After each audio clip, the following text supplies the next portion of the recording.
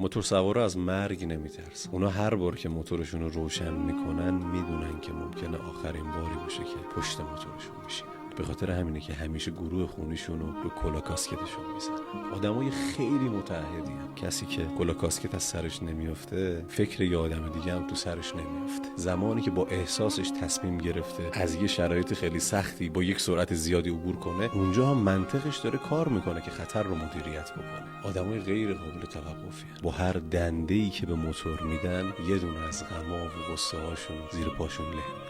هر گاز هرزی که به موتور میدن اون غما و دردا و بغضا و فریاداییه که سالها تو گلوشون گیر کرده. همیشه مادراشون دلنگران. هر بار که این بچه موتور رو برمیداره میره تو خیابون، دست به دعا برمیداره که خدای مراقب بچه باشه. الهی الهی دنیا برات بساز